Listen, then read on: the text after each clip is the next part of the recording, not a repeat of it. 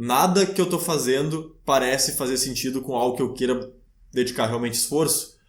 Então, para onde eu vou?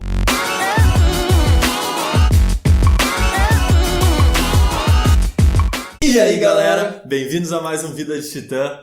Seguindo um pouco do tema que a gente falou no vídeo sobre sair da Matrix, né? A gente conversou sobre aquilo, a noção de que tu não precisa necessariamente escolher entre uma caixa de opções que a sociedade te diz, que tu deve criar a tua própria realidade. E pegando um pouco da conversa que eu tive, que a gente estava conversando antes com meus amigos, sobre a dúvida, então, do que pegar. E como descobrir o que tu quer pegar.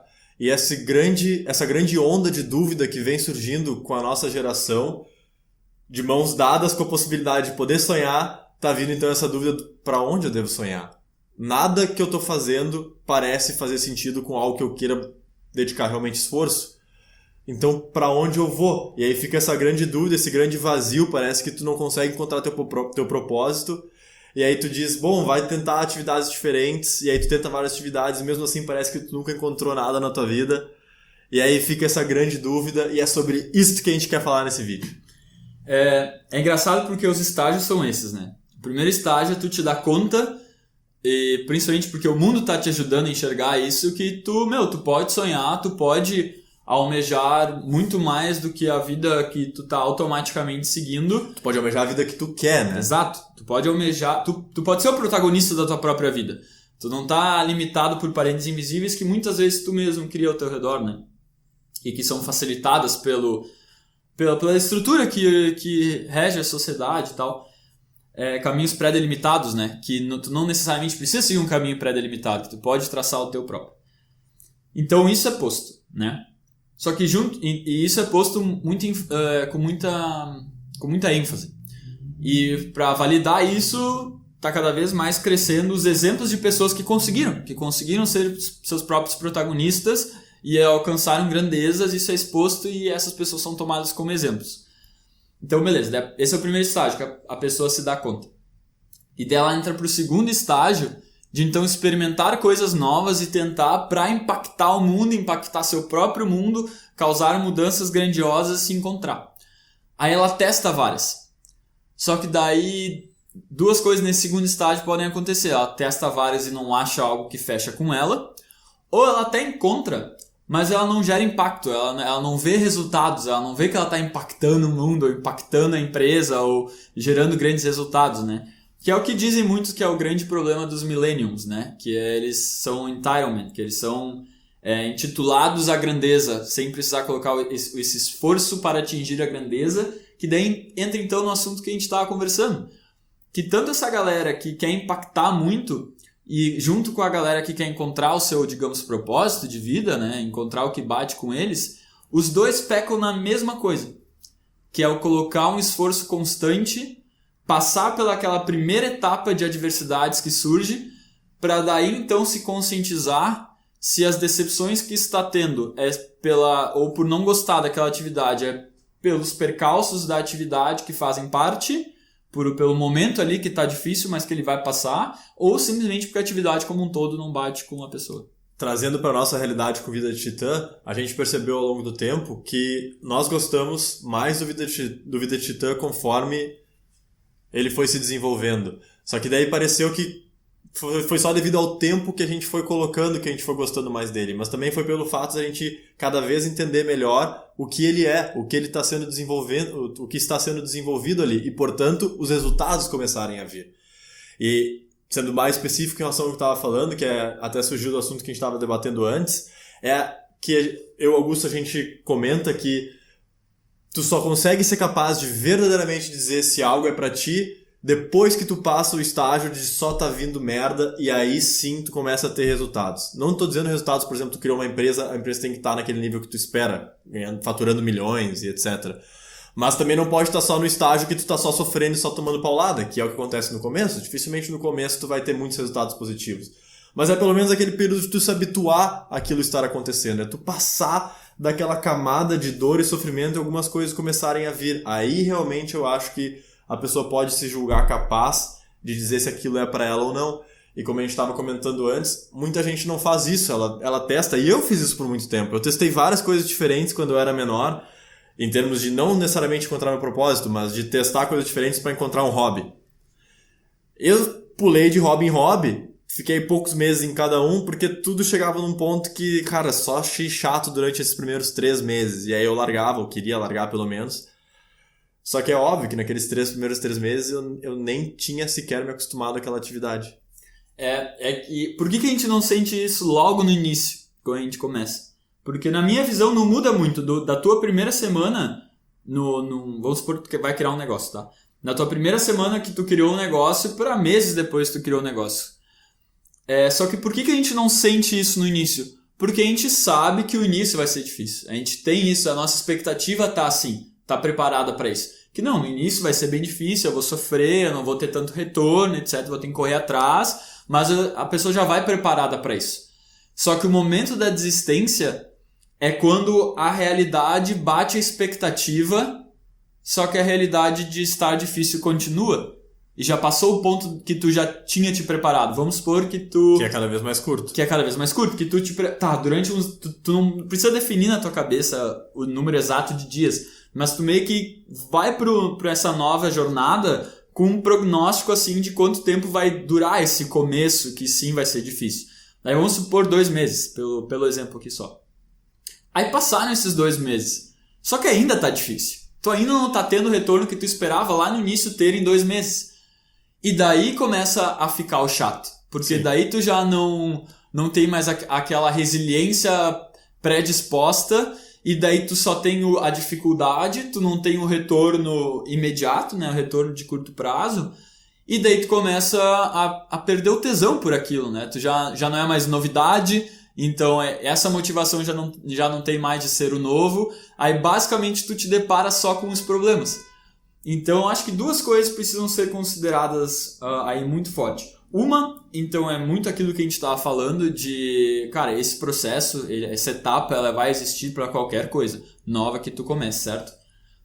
E que tu tem que gostar do processo, né? Tu tem que estar gostando, porque daí nos momentos difíceis tu vai fazer igual. Só que é muito difícil tu saber se tu gosta do processo quando a primeira dificuldade no processo aparece e tu não sabe dizer se é uma dificuldade do processo ou se é simplesmente tu que não gosta da situação em si, né? Se tu não sabe separar se é um problema que vem do negócio em si ou se é um problema que tu está sofrendo por causa do negócio. Entende o que eu quero dizer? Sim, entendo. Eu acho que o que tu quer dizer é basicamente que tu precisa chegar num ponto de maturidade daquela atividade em que fazê-la já não é tão... Já não tem tanta dificuldade, já é um negócio mais fluido. Então as dificuldades que vêm já vão ser bem mais pontuais. E aí o negócio começa a te dar coisas boas também. Então nesse ponto que as coisas estão mais estáveis, que tu realmente consegue dizer se aquilo ali é pra ti ou não, né? Uhum. Depois de passar desse estágio de adaptação.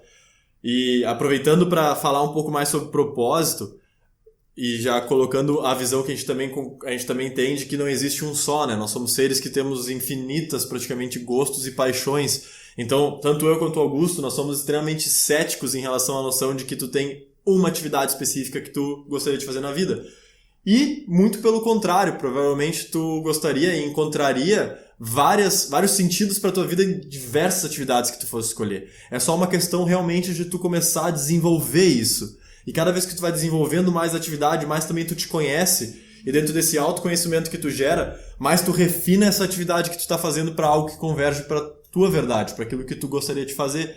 Até que chega um ponto que aquilo ali, ou tu não encontra mais saída para continuar fazendo aquilo, não ressoa contigo, ou tu chegou num ponto que tu refinou bastante ali aquela atividade, né? O próprio Vida de Titã, cara, quando surgiu, a gente nem pensava em dar mentorias, que nem a gente tá dando hoje. A gente não pensava em tá tanto assim, por exemplo, na parte real do negócio, com palestra e workshop, que nem a gente tá indo hoje. Mas é uma questão de desenvolvimento da própria atividade, né? E não quer dizer que a gente... Não quer dizer que a gente não gostava do Vida de Titã lá, mas hoje em dia a gente gosta muito mais porque foi se refinando de acordo com a nossa realidade. Mas uma coisa a gente tem que ser ultra sincero aqui. Não que a gente não estivesse sendo até agora, né? Que desde o início que surgiu o Vida de Titã, antes mesmo de sair o primeiro vídeo pro YouTube, que foi o Vida de Titã, ele era primordialmente apenas um canal no YouTube, né? Desde aquele primeiro início a gente tinha muito claro na nossa cabeça que a gente ia fazer até dar certo. E outra que é muito importante também. Eu falei isso até com um amigo meu, que quando a gente criou o Vida de Titã, cara, a noção do negócio que a gente estava criando já nos empolgava. E eu acho que isso é essencial também. Porque se tu pensa no negócio ideal que tu pode entrar quando tu entra naquele ali, né? Quando tem naquele negócio específico. Não necessariamente é empreender que nem a gente tá fazendo, mas pode ser qualquer outro. Mas qualquer atividade ali. Eu penso em andar de bicicleta, né? E a noção de ficar pedalando e tal já não me agrada nada. No ideal, assim, quando eu tô bombando, tô indo bem, tô pedalando bem, aquilo ali já não me... O máximo que eu posso atingir praticamente já não me agrega, já não me satisfaz. Já tem coisa errada aí no começo, e a gente não tinha isso, né? A gente, desde o começo, quando a gente surgiu com o Vida de Titã, ele já surgiu como sendo algo que a ideia em si já nos empolgava muito. Também. Mas eu acho que... eu falo se é. Não é um pré-requisito de ultimato. Porque senão vamos supor que tu não tenha nada que tu visualize e tu imagine que vai ser algo sensacional pra tua vida. Tu só tem suposições. Isso aqui talvez seja legal. Isso aqui me soa interessante. Eu acho que isso já é o suficiente pra entrar. E às vezes é legal tu começar a fazer uma coisa que tu não tem noção nenhuma de como vai ser aquela coisa, certo? Eu acho que fica... Eu me sinto mais confortável em colocar que quando a tua idealização de algo é tão fascinante, tu tem que pelo menos tentar aquilo ali. Concordo. Tu não pode não tentar, certo? Mas não o inverso, entende? Que precisa ser algo ideal pra tu te jogar. Eu acho que quando é ideal, quando esse ideal existe, por que tu não consegue te enganar, né? Então tu sempre vai ficar com aquela dúvida, e se eu tivesse tentado aquilo ali? Que sempre pareceu tão legal. Tu nunca vai sanar essa dúvida a não ser sanando ela, né? A não ser indo lá e tentando fazer. E essa dúvida a gente tinha com o Vida Titã, né? Como é que seria ter algo, né? Nem vou botar a palavra empresa aqui.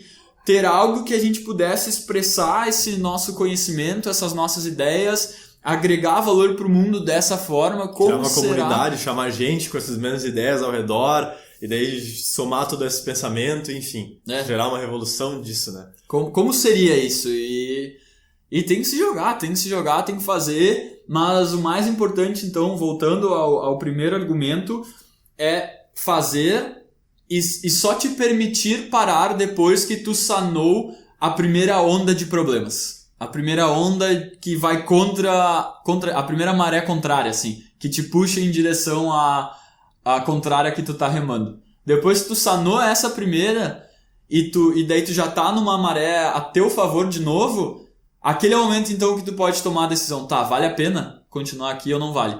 Mas não antes de tu ter superado essa primeira onda contra. Acho que ficou bem completo. Acho que essa é a ideia que a gente queria passar, fazendo um resumo básico. Em relação ao propósito de vida, nós não acreditamos que temos um só. Temos inúmeras paixões, inúmeros gostos. Tu provavelmente vai encontrar sentido para tua vida, tu vai transcender aquele básico e vai criar a tua própria realidade em várias escolhas que tu poderia fazer. E segundo, se tu não tá encontrando, tem grandes chances de tu tá pecando no tempo de esforço e na quantidade de esforço onde tu tá desistindo nas atividades que tu tá testando. Provavelmente tu tá desistindo naquele ponto que só teve dificuldades e que ainda tu não consolidou aquela habilidade, tu ainda não teve resultados bons. E aí tu não chegou num ponto que tu pode de maneira sincera dizer se aquilo ali seria ou não seria pra ti. Isso aí. Então beleza? A gente espera ter agregado com esse vídeo, a gente espera conseguir ter te ajudado. Pelo vídeo de hoje era só. Se tu ainda não te inscreveu no canal, te inscreve. Um dos nossos últimos vídeos vai estar ali. Redes sociais ali embaixo. Pelo vídeo de hoje era só. Valeu, falou e fomos!